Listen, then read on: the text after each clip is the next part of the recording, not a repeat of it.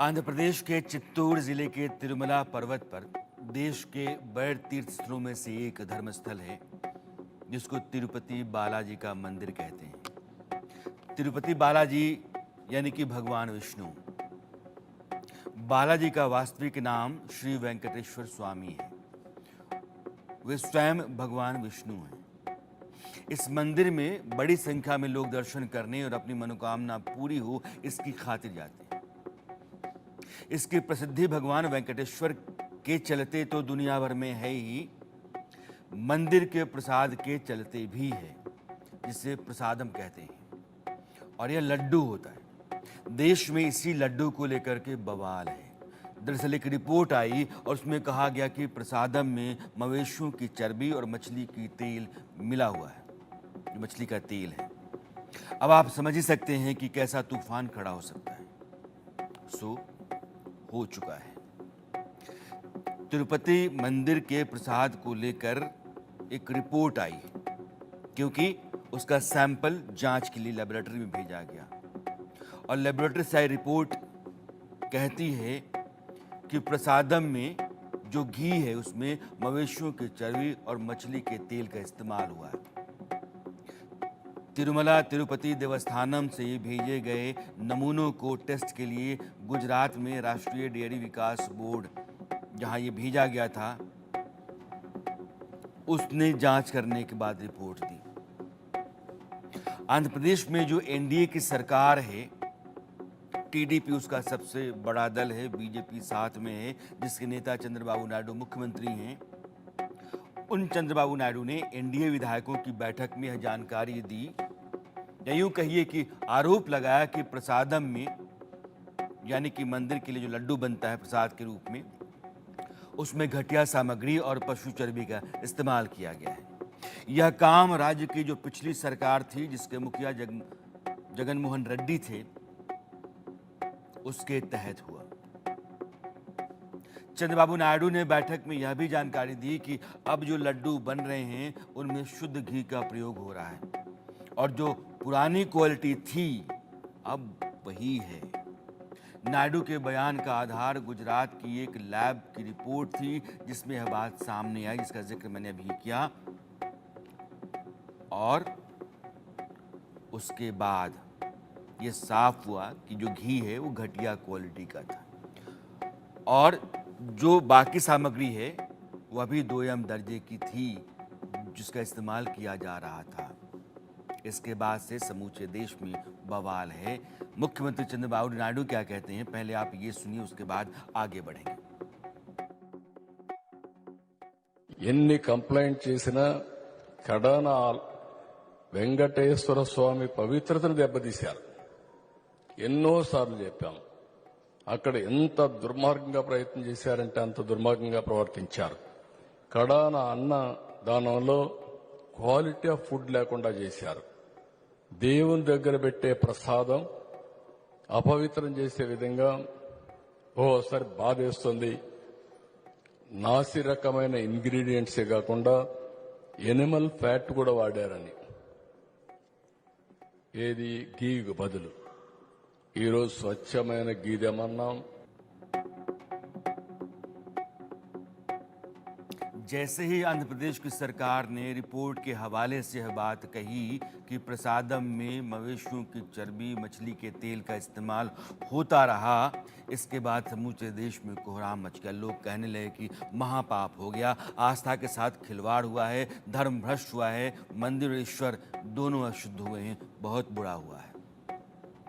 इसी साल जून में आपको याद होगा जगन मोहन रेड्डी की पार्टी आंध्र प्रदेश में विधानसभा चुनाव हारी और चंद्रबाबू नायडू एनडीए की अगुवाई वाली सरकार वहां लेकर के आए।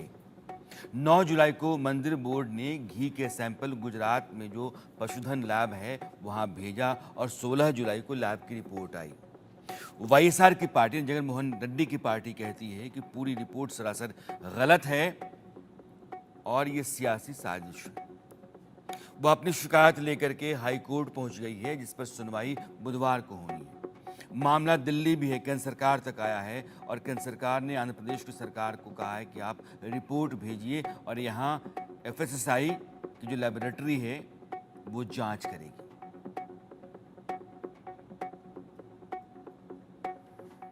आज ही मैंने चंद्रबाबू नायडू जी से, जैसे ये असल में ये खबर डिजिटल मीडिया के माध्यम से आई है और कुछ जगह पर रिपोर्ट हुआ है, तो जैसे ही ये खबर मुझे मिली मैंने चंद्रबाबू नायडू जी से बात की, उनसे मैंने डिटेल उसकी ली है और मैंने उनको कहा है कि आप तुरंत एक जो आपके पास अवेलेबल रिपोर्ट है वो रिपोर्ट आप मुझे भेज दें। उस रिपोर्ट को मैं एग्जामिन भी करूँगा, स्टेट रेगुलेटर से भी बातचीत करूँगा, उनका क्या कहना है उसको भी जानूंगा। उस जो रिपोर्ट है जिस सोर्स से आई है उस रिपोर्ट को पूरी तहकीकात करके उसके सारे पहलुओं को ध्यान में रख करके suitable action will be taken accordingly. जो भी कानून के दायरे में और जो भी हमारी नियमावली food safety standards authority of India के तहत आती है उसके तहत हम इस पर कार्रवाई करेंगे। लेकिन अभी हमने रिपोर्ट मंगवाई है। I will examine it. My FSSI is going to examine. They are going to give report, and then we'll take it. अब ये घी का पूरा लफड़ा क्या है इसको आप समझिए। आंध्र प्रदेश के तिरुपति मंदिर के प्रसादम, जिसको लड्डू आप कहिए, उसमें घी की जगह फिश ऑयल और जानवरों की चर्बी वाला तेल इस्तेमाल होने के दावे पर राजनीति चल रही है। केंद्र सरकार, आंध्र प्रदेश हाई कोर्ट, आंध्र प्रदेश की सरकार, आंध्र प्रदेश में जो पिछली सरकार थी, पार्टी जो थी सत्ता में, वो यह सब इसमें शामिल है। मंदिर में AR डेयरी कंपनी लड्डू तैयार करने के लिए घी की सप्लाई करती थी। आंध्र प्रदेश के मुख्यमंत्री N चंद्रबाबू नायडू ने ऐसा दावा किया था कि उस लड्डू में जो पिछली सरकार के दौरान बन रहा था उसमें यह सारी बातें थीं जो कही गई हैं। मवेशियों की चर्बी, मछली का तेल, घटिया क्वालिटी का सामान, इसकी पुष्टि हुई। तिरुमला तिरुपति देवस्थानम ने क्या किया? उसने इस साल 12 मार्च को घी की खरीद का टेंडर निकाला था और टेंडर फाइनल हुआ था 8 मई को। ठेका मिला तमिलनाडु की कंपनी AR डेयरी को। नाम याद रखिएगा, AR डेयरी। कारण यह था कि इस कंपनी ने जो प्राइस कोट किया था वह था 319 रुपये प्रति किलो। क्या? गाय का शुद्ध घी। TDP यानी कि जो पार्टी आंध्र प्रदेश में सरकार में आज की तारीख में है, जिसके मुख्यमंत्री चंद्रबाबू नायडू हैं, उसके मुताबिक 6 जुलाई और 12 जुलाई को AR डेयरी ने 4 कंटेनर भेजे। इससे पहले 15 जून और 6 जुलाई के बीच उसने 6 कंटेनर भेजे। हर टैंकर के जरिए 15,000 लीटर घी सप्लाई किया गया। लेकिन 6 जुलाई को जो 2 टैंकर आए और 12 जुलाई को भी जो 2 टैंकर पहुंचे, उनके सैंपल्स में गड़बड़ी पाई गई। अगर आज की तारीख में आप बात करें तो तिरुपति मंदिर में जो लड्डू बन रहे हैं और उनके लिए जो गाय के घी की खरीदारी हो रही है वो 478 रुपये लीटर के रेट पर हो रही है और यह कर्नाटक मिल्क फेडरेशन दे रहा है। तो फिर ये बीच में तमिलनाडु से सप्लाई कैसे आने लगी? सवाल ये। दरअसल हुआ ये कि 2023 में सरकारी डेयरी कर्नाटक मिल्क फेडरेशन ने जब 320 रुपये की कीमत पर घी सप्लाई करने से इनकार कर दिया तो टेंडर से वो बाहर हो गए। इसके बाद 5 प्राइवेट कंपनियों को घी की सप्लाई करने का ठेका दिया गया। इन्हीं 5 कंपनियों में से तमिलनाडु की एक कंपनी AR डेयरी है। अगर उसका पूरा नाम आप देखें तो AR dairy and agro foods company, और इसने 320 रुपये के रेट को कोट किया, टेंडर ले गई। उस कंपनी को 15 मई को सप्लाई का ऑर्डर दिया गया। इसके 20 दिन के बाद घी की सप्लाई शुरू हुई। इस कंपनी ने कुल 10 टैंकर घी की सप्लाई की, इनमें से 6 का इस्तेमाल किया गया। ऐसे में जब आंध्र प्रदेश की सत्ता बदल गई और इस बात की शिकायत आई कि लड्डू के स्वाद और क्वालिटी में कुछ गड़बड़ी है, तो फिर तिरुमला तिरुपति देवस्थानम ने एक एक्सपर्ट कमेटी बनाई कि जांच होनी चाहिए, और उस एक्सपर्ट कमेटी ने 5 सप्लायर्स जो थे उनके घी को टेस्ट करने के लिए कहा। नतीजा क्या हुआ?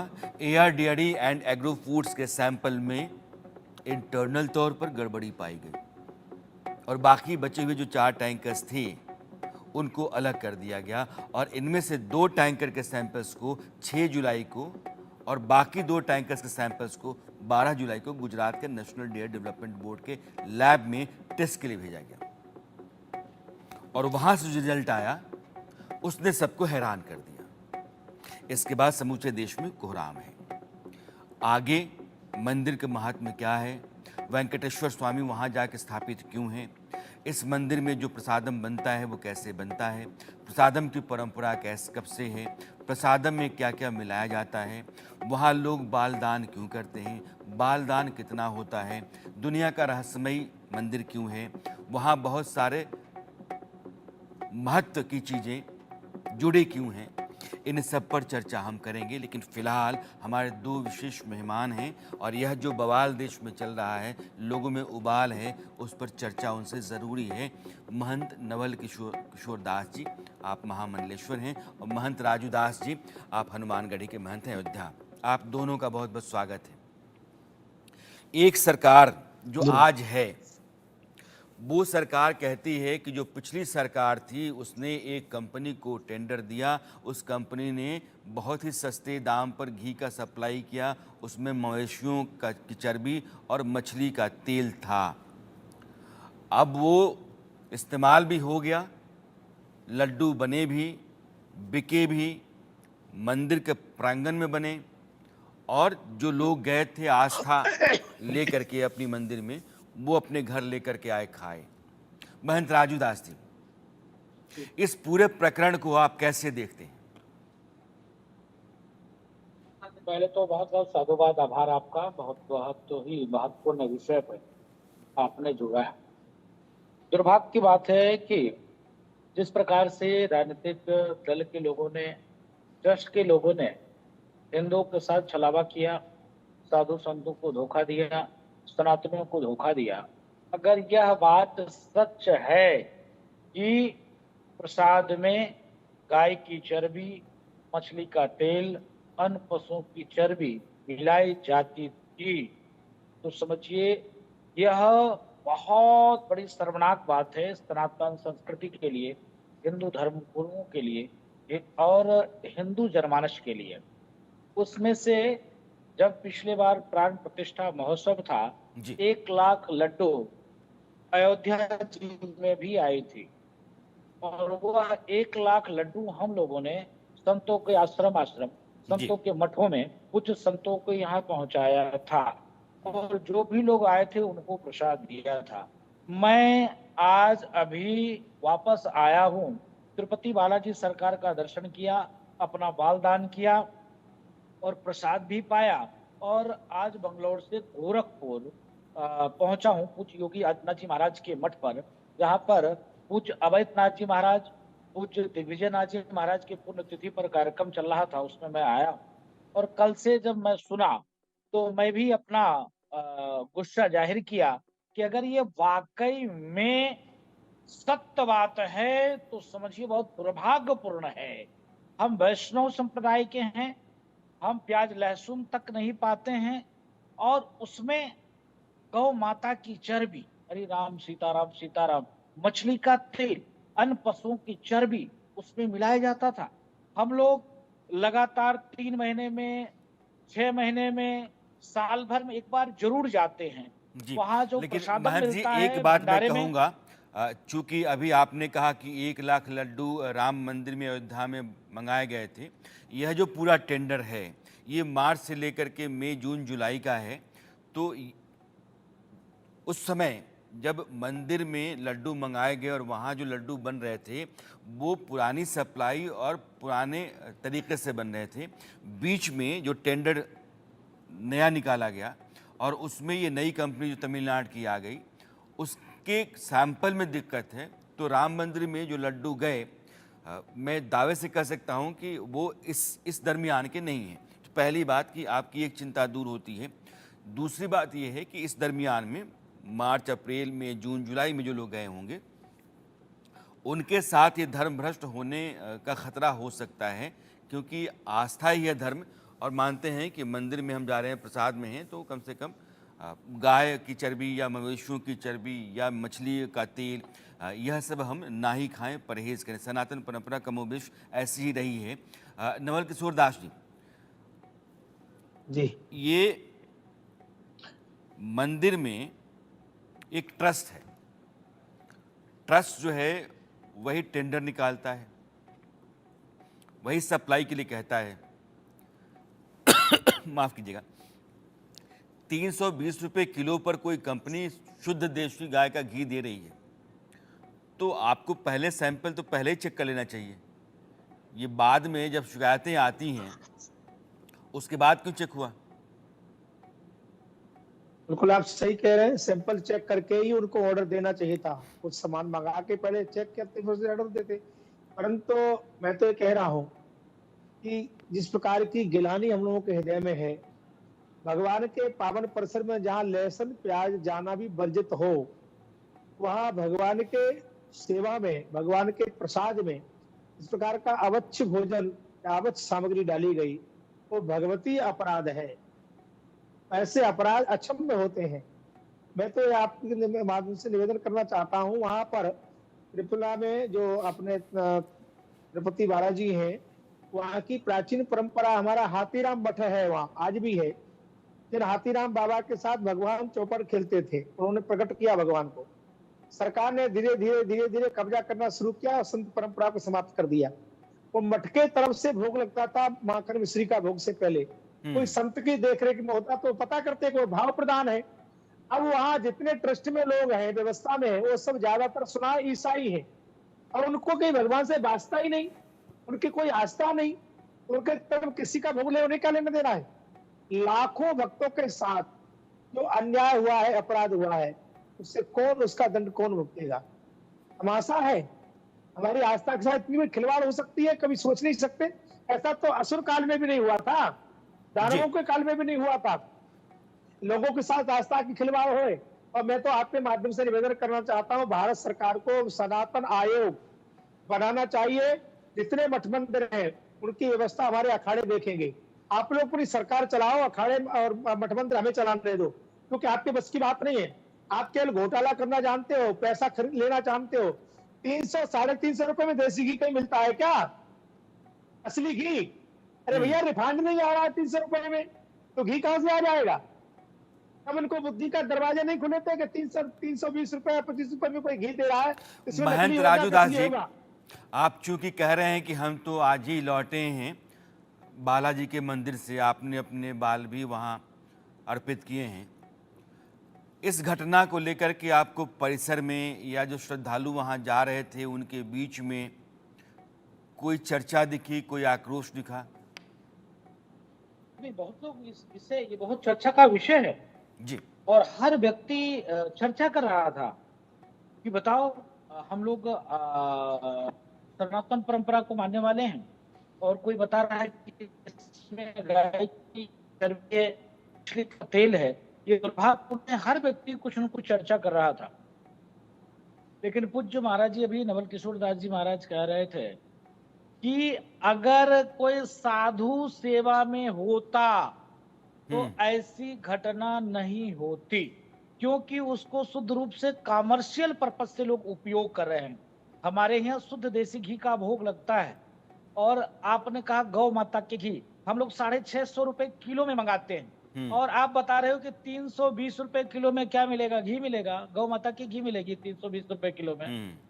तो शुद्ध रूप से जो न्यायपालिका थी, व्यवस्था थी, वो शुद्ध रूप से कहीं न कहीं से वो लोग इन्वॉल्व थे, वो लोग मिले हुए थे। यानी कि और वो मुनाफा शुद्ध कमाने रूप से के लिए कॉमर्शियल आपने घटिया घी दे करके और लोगों की आस्था के साथ आस्था को खिलवाड़ बेच किया, दिया, खिलवाड़ किया आस्था है। को बेच दिया, आस्था को बेच दिया। सनातन परंपरा को नष्ट करने का प्रयास किया जा रहा है। आप बताओ कि हम प्याज लहसुन तक वर्जित है, हमारे यहाँ ठाकुर जी को भोग में नहीं लगते हैं। और आप इस प्रकार से बताओ गौ माता की चरण मिला रहे हो। जी, राम राम सीता मैं आता हूं। राम राम थोड़ी सीताराम। थोड़ी पूज्य जानकारी महाराज मंदिर जी के ने बारे कहा में और हम लोग दे राक्षस देते भी। हैं। जी जी महन जी, अपनी बात पूरी कर लें आप। ठीक है, मैं लौटता हूं। दर्शकों के लिए, चूंकि हमारे दोनों मेहमान जुड़े हुए हैं, यह मंदिर भारत में सर्वाधिक महात्म्य का, श्रद्धा का जो केंद्र होते हैं या हैं, उनमें से एक है। 5000 साल पुरानी बात है। भगवान श्री वेंकटेश्वर जिन्हें श्रीनिवास भी कहा जाता है, बालाजी भी, कई लोग वेंकट चलपति के नाम से भी पुकारते हैं, उन्होंने तिरुमला में अपना निवास बनाया। उस जगह का नाम तिरुमला है, जिसे तिरुपति होता है। यह आंध्र प्रदेश, जो प्रदेश हमारा है, उसका जिला है तिरुपति। और तिरुमला की पहाड़ी, तिरुपति तिरुमला इसीलिए बालाजी तिरुपति कहते हैं। भगवान वेंकटेश्वर हैं, विष्णु के अवतार हैं, और माना जाता है कि वे कलयुग में लोगों के कष्ट, परेशानियों, मुसीबतों को हरने और उनकी मनोकामना को पूरा करने के लिए ही धरती पर अवस्थित हैं। और यही कारण है कि स्थान का नाम कलयुग वैकुंठ भी कहा जाता है। यहाँ के देवता को कलयुग प्रत्यक्ष दैवम कहा जाता है। अगर मैं तिरुपति के इतिहास के बारे में थोड़ी बहुत जानकारी आपके साथ साझा करूं, तो इतिहासकारों के बीच में कुछ राय अलग अलग सी आपको दिखाई पड़ेगी। लेकिन इतना जरूर है कि 5वीं शताब्दी तक यह एक प्रमुख धार्मिक केंद्र था। हम 21वीं शताब्दी में हैं, यानी कि 1600 साल पहले तक। कहा यह भी जाता है कि चोल, होयसल और विजयनगर के राजाओं ने इस मंदिर के निर्माण में महत्वपूर्ण आर्थिक योगदान, या जिसको आप चंदा कहते हैं, दिया था। 1933 में इस मंदिर का जो मैनेजमेंट है, प्रबंधन का काम जिसको कहते हैं, इसको मद्रास सरकार ने ले लिया, क्योंकि तब मद्रास ही स्टेट था। तो उस सरकार के तहत आ गया और एक इंडिपेंडेंट मैनेजमेंट कमेटी बनी, जिसको तिरुमला तिरुपति के हाथ में इस मंदिर का प्रबंधन सौंपा गया। आंध्र प्रदेश के राज्य बनने के बाद तमिलनाडु से अलग होकर के आंध्र प्रदेश राज्य बना और टी प्रकाशम वहाँ के पहले मुख्यमंत्री बने। उसके बाद समिति का पुनर्गठन हुआ और एक प्रशासनिक अधिकारी को आंध्र प्रदेश सरकार के प्रतिनिधि के रूप में उसमें नियुक्त किया गया। माना जाता है कि मंदिर के भवन का, जो पूरा भवन है, उसका निर्माण 300 ईसा से शुरू हुआ, यानी कि आज से 1800 साल पहले। और मंदिर की अगर आप वेबसाइट पे जाते हैं तो उससे पता चलता है कि भगवान वेंकटेश्वर के सामने रखी जो 3 मूर्तियां हैं, वो उनके प्रति उनकी भक्ति को दर्शाती हैं।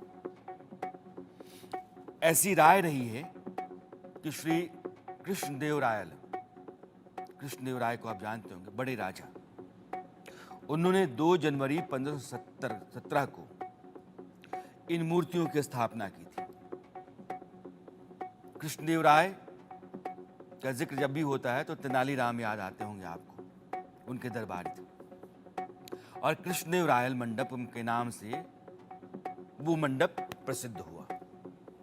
1843 में ईस्ट इंडिया कंपनी ने तिरुपति मंदिर का प्रशासन हाथी राम जी मठ के महंतों को दे दिया। 1933 यानी कि अगली 6 पीढ़ियों तक हाथी राम जियों ने इस मंदिर को संभाला। इसके बाद टीटीपी या टीटीडी कहिए, उस अधिनियम के तहत तिरुमला तिरुपति देवस्थानम टीटीडी, उसकी स्थापना हुई। 1951 में इस व्यवस्था को भी बदल दिया गया। 1951 में मद्रास हिंदू धार्मिक और धर्मार्थ बंदोबस्ती अधिनियम के जरिए उसको हटाया गया। साल 1966 में मंदिर को आंध्र प्रदेश के धर्मार्थ और हिंदू धार्मिक संस्थानों के कानून के तहत राज्य के बंदोबस्ती विभाग के सीधे नियंत्रण में रख दिया गया। इसके बाद साल आया 1979 और उस साल 1966 का जो कानून था उसको बदल करके तिरुमला तिरुपति देवस्थानम अधिनियम बनाया गया। आज तिरुमला तिरुपति देवस्थानम, जिसको हम टीटीडी कहते हैं, आंध्र प्रदेश सरकार के नियंत्रण में है। सरकार देख रेख करती है उसकी, और टीटीडी के प्रमुख की नियुक्ति भी सरकार के जरिए ही होती है। इस मंदिर से मिलने वाला जो पैसा है, जिसको आप चंदा भी कह सकते हैं, वो आंध्र प्रदेश की सरकार के अलग अलग काम में इस्तेमाल किया जाता है। यानी कि सरकार पब्लिक सर्विस में इस्तेमाल करती है। अब मंदिर तिरुमला तिरुपति देवस्थानम के जरिए संचालित है और जैसा मैंने आपको कहा कि आंध्र प्रदेश सरकार के तहत यह ट्रस्ट आता है और इसका पैसा पूरा का पूरा आंध्र प्रदेश सरकार ही मैनेज करती है। ये एक बात महंत राजू दास जी, देश में बहुत सारे मंदिर हैं जिनका नियंत्रण सरकारों के पास है जी। और जितनी मस्जिदें हैं, मदरसे हैं, मदरसों को छोड़ देता हूं, लेकिन मज़ारें हैं, कब्रगाहें हैं, वो वक्फ बोर्ड देखता है और वो एक अलग समानांतर व्यवस्था है। जी। मंदिरों पर सरकार कब्जा करके बैठी हुई है, लेकिन मस्जिदों को आपने स्वतंत्र छोड़ के रखा हुआ है। यह भी एक भेद मेरा है। यही सवाल है। नहीं, मेरा यही सवाल है आपके माध्यम से।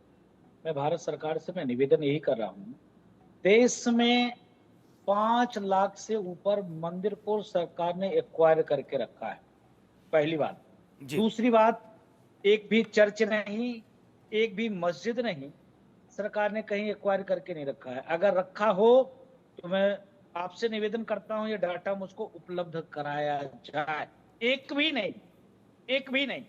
मंदिर के विरोध में देश में 27 कानून कांग्रेस सरकार ने बनाया, किस प्रकार से सनातन को तोड़ा जाए, किस प्रकार से मठ मंदिर को सरकारी कब्जे में रखा जाए। जो बालकाल साधु है, मैं अभी एक कार्यक्रम में गया था बिहार जी।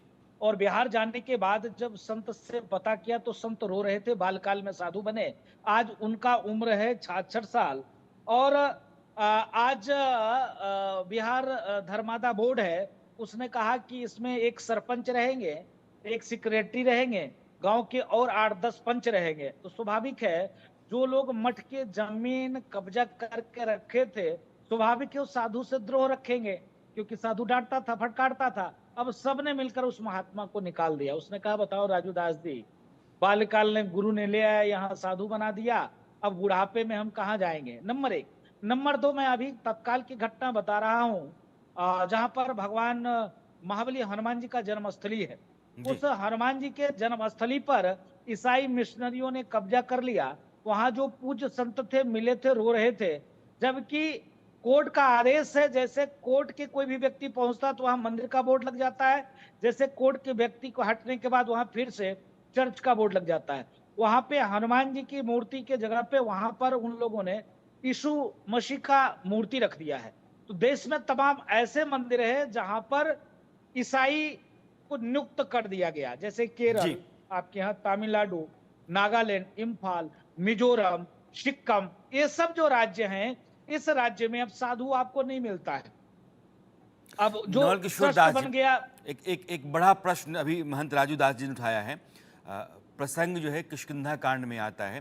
किष्किंधा कांड में भगवान राम और हनुमान की भेंट होती है और वहीं बेल्लारी जो जिला है उसके आसपास वहीं हनुमान जी का जन्म माना जाता है। आप राजू महंत दास जी कह रहे हैं कि हनुमान जी का जहाँ जन्म हुआ था, जहाँ मंदिर है, अब उसको क्रिश्चियन मिशनरियों ने अपने कब्जे में ले लिया है। और देश में 2 तरह की व्यवस्थाएं हैं। मंदिरों पर नियंत्रण तो सरकारों का है, लेकिन गिरजाघरों पर और मस्जिदों पर सरकारों का नियंत्रण नहीं है। तो ये कैसा धर्मनिरपेक्ष देश है और कैसी ये व्यवस्था है, उनका एक सवाल है। इस पर मैं आपकी राय जानना चाहता हूँ। देखिए, देखिए, सरकार की विषमता यही ज्ञात हो जाती है। हमारे यहाँ लिखा है संविधान। संविधान का मतलब होता है संविधान, सबके लिए समान रूप से है। कहाँ है समान रूप से? वो लोग शरिया के अनुसार चलते हैं। कोई मुसलमान आपके संविधान को नहीं मानता।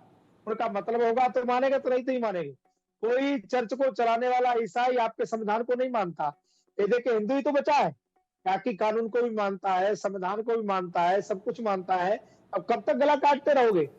अभी राजू दास जी ने कहा, बिल्कुल स्पष्ट कहा, कोई एक मस्जिद बता दो, कोई एक चर्च बता दो।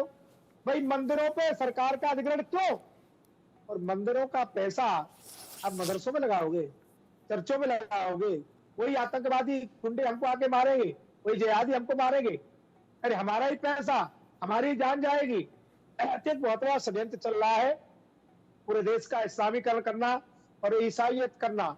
ये सरकारों की, वहां की जो सरकार है वो तो सब ईसाई हो गए, जी। उनकी तो पूरी योजना ही है। और कुछ पूरी लोगों योजना की राय ऐसी है, जैसे हिंदुओं हमारे को दोनों बहुत मेहमान सावधान हैं रहने की जरूरत है। जी, कुछ लोगों की राय ये है कि इसलिए हमने इसलिए तिल- कहा था कि वक्फ बोर्ड सदा सदा के लिए बकवास बोर्ड समाप्त होना चाहिए। और नहीं तो सनातन में बोर्ड बने, हमारे लिए क्यों नहीं बनता है? मंदिरों की व्यवस्था हम करेंगे, आपको सरकार तो चल नहीं रही, जहां तक घोटाला कर रहे हो। तिरुपति बालाजी में जो पैसा आता है वो मदरसों में लगता है, चर्चों में लगता है, कहाँ का लगता है? क्यों भाई? तो श्रद्धालुओं के द्वारा दिया हुआ पैसा है, उनका सदुपयोग होना चाहिए। और उसमें कोई किसी का कंट्रोल नहीं है, कोई साधु नहीं, कोई आचार नहीं। आप क्या उस पैसे का कर रहे हैं, सरकारें क्या करती हैं, आप सब जानते हैं। ये बहुत भयानक स्थिति है। इसलिए संविधान की मूल भावना के विपरीत काम हो रहा है। जी। इसका नाम है संविधान, और हम तो कहते हैं विषमता हो। कई लोग कहते हैं कि तिरुपति मंदिर में जो प्रसाद में यह घी आया, जिसमें मवेशियों की चर्बी और मछली का तेल प्रयोग किया गया, वह भी एक गलत मंशा और साजिश के कारण भी हो सकता है। अब हो सकता नहीं है ये। भगवान बाला, आता हूँ सर, मैं आपके पास आता हूँ। कुछ चीज़ें मैं अपने दर्शकों के साथ साझा करना चाहता हूँ कि ऐसा कहा जाता है कि भगवान बालाजी, वेंकटेश्वर, विष्णु, उनके जो बाल हैं वो असली हैं, क्योंकि उनके बाल हमेशा दोष रहित माने जाते हैं। भगवान वेंकटेश्वर की जो प्रतिमा है मंदिर के भीतर, मैं चाहूँगा पीसीआर से कि आप प्रतिमा को ज़रूर दिखाइएगा, और उसके पीछे जो है समुद्र के लहरों की आवाज़ आती है। यह भाव आपके भीतर पैदा हुआ, कुछ आवाज़ सी आ रही है। उस रहस्य को आज तक कोई नहीं जान सका, इसलिए मैंने कहा कि रहस्य से भरा हुआ मंदिर है। इस धाम में एक ऐसा दीपक है जो पता नहीं कब से लगातार जलता रहा है। यह दीपक कब जलाया गया और किसने जलाया कोई नहीं जानता है, लेकिन जितने भी लोग वहाँ यात्रा पर जाते हैं, दर्शन के लिए जाते हैं, वो देखते हैं कि वह दीपक लगातार जलता रहता है। इसके बारे में कोई रिकॉर्ड नहीं। तिरुपति बालाजी मंदिर के पुरोहितों की अगर माने तो यह दीपक बहुत पहले से ही प्रज्वलित है और सदैव जलता रहेगा।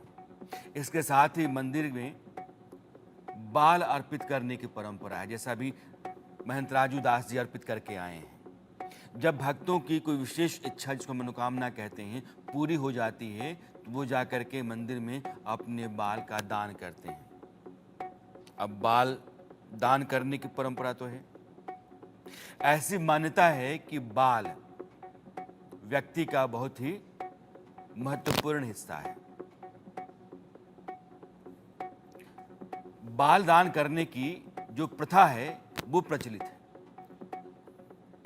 और बाल को व्यक्ति का बहुत महत्वपूर्ण हिस्सा माना जाता है। इसलिए अगर कोई व्यक्ति तिरुपति बालाजी में जाकर बालों का दान करता है तो श्री वेंकटेश्वर उन्हें उतना गुना धनी बना देते हैं। मान्यता यह भी है कि जो लोग तिरुपति बालाजी मंदिर जाकर अपने बाल दान करते हैं, उनके जीवन से सभी तरह की बुराइयां, नकारात्मकता, कष्ट, मुसीबत, इनका निवारण, निराकरण हो जाता है। उन पर माता लक्ष्मी की कृपा बरसती है। जो भारतीय हिंदू सनातन परंपरा है उसके साथ जो प्रबल चीज़ है वो आस्था है, और आस्था के जितने भी महत्वपूर्ण केंद्र हैं वो धर्मस्थल कहे जाते हैं। और जितने भी धर्मस्थल हैं, सबके साथ कोई न कोई विशेष महत्व आप देखेंगे। और ठीक से आप अगर उसको जाने समझेंगे तो उनका अपना एक वैज्ञानिक महत्व भी निकल करके आता है। महंत राजूदास जी, आप तो बाल दान करके आ रहे हैं। भगवान वेंकटेश्वर, तिरुमला धाम, तिरुपति बालाजी, इनका महात्म्य क्या है और हिंदू परंपरा में इस मंदिर को, इस धाम को किस रूप में देखा जाता रहा है? देखिए, मैंने जो अभी आपने बताया, मैंने जो बाल दान किया, मैं एक बार दर्शन के लिए गया हुआ था, तो मैंने देखा लोगों को कि यहाँ पर बाल दान करते हुए, चाहे वो महिला हो चाहे वो पुरुष हो, माताएं बाल बहुत उनको बाल से माताओं को प्रिय है, और माताएं बाल दान वान नहीं करती। और तो मैं देखा वहाँ अधिकतर माताएं भी बाल दान कर रही थी। तो मैंने पूछा लोगों से, तो उन्होंने कहा कि यहाँ बाल जिसकी मनोकामना पूर्ण होती है वो लोग आके बाल दान करते हैं। तो मैंने तिरुपति बालाजी भगवान से प्रार्थना किया कि हे ठाकुर जी, अयोध्या में हमारे पार ब्रह्म परमात्मा भगवान श्री राम की मंदिर टिंट में हमारे ठाकुर जी हैं, अगर वहां राम मंदिर भव्य बन जाता है, चाहे यहाँ मंदिर बन जाता है, किसी भी प्रकार से टेंट हट जाते हैं, तो हम भी आपको बाल ऐसे दान किया करेंगे। तो जब से मंदिर का निर्माण हुआ तब से मैं बाल जरूर प्रयास करता हूँ, 3 महीने पे, 4 महीने पे, 6 महीने पे, जब भी हनुमान जी महाराज कृपा करते हैं, मैं जाकर और बाल वहीं दान करता हूँ।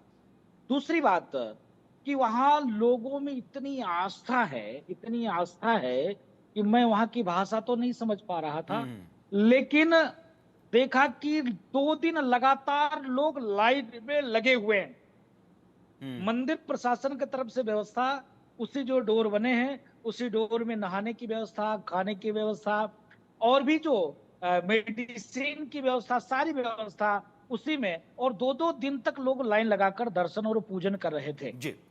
तीसरी बात कि कम से कम 1 लाख से ऊपर लोग, कोई इधर कोई उधर, सब सब एकदम भाव भजन से, मस्ती से, एकदम आनंद पूर्वक भजन करते हुए और भगवान के दर्शन करने के लिए जा रहे थे। वेदों में, पुराणों में, शास्त्रों में वर्णन के अलावा लौकिक मान्यता है कि वहां बाल जी, दान करने से एक प्रश्न, चूंकि सुख, लड्डू जो बनता है समृद्धि, प्रसादम, वो कैसे शांति। बनता है, क्या बनता है, बता करके, और फिर मैं चाहता हूं कि मैं नवल किशोर दास जी से सवाल करूं। जो प्रसादम है, क्या क्या मिलाया जाता है, कितना बनाया जाता है, उसका अपना जो बिक्री है उसकी, या लोग जितना ले जाते हैं वो क्या है, यह भी आपको समझना चाहिए। 500 टन के आसपास, अगर ग्राफिक्स हो पीसीआर तो आप ज़रूर दीजिएगा, ताकि हमारे दर्शक ग्राफिक्स को भी देखेंगे। तो बड़े पैमाने पर लड्डू की तैयारी होती है।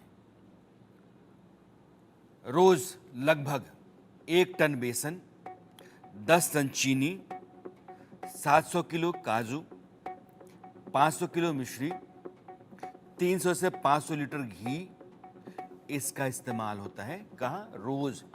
इतनी बड़ी मात्रा के बावजूद लड्डू अपने स्वाद के साथ, सुगंध के साथ बना रहता है, और यही इस मंदिर की सबसे बड़ी खूबी है कि लोग लड्डू ले करके आते हैं और उनको मानते हैं कि ये भगवान का प्रसाद है, क्योंकि इसमें जो स्वाद है, इसमें सुगंध है, वो इस धरती पर आदमी के जरिए तो नहीं हो सकता है। समय के साथ साथ लड्डू बनाने के लिए जो तकनीकें थी, टेक्नोलॉजी आ गई थी, तो उसको भी लोगों ने शामिल कर लिया। 1984 से रसोई में लकड़ी की जगह जो हमारी एलपीजी गैस है, उससे लड्डू बनने लगे, और आज हर दिन लगभग 2.5 लाख लड्डू बनाए जाते हैं। याद रखिएगा, 2.5 लाख। और इतनी बड़ी मात्रा में लड्डू के मूल स्वाद को बनाए रखना भी अपने आप में चुनौती है कि आप 2.5 लाख लड्डू बनाएं, स्वाद वही रहे, सुगंध वही रहे, उसकी क्वालिटी में तनिक भी फर्क नहीं आए, ये अपने आप में बहुत बड़ी बात है। और इसी को प्रसादम कहते हैं, इसी प्रसादम को लेकर के सारा बवाल है। अब गुरुजी, ये जो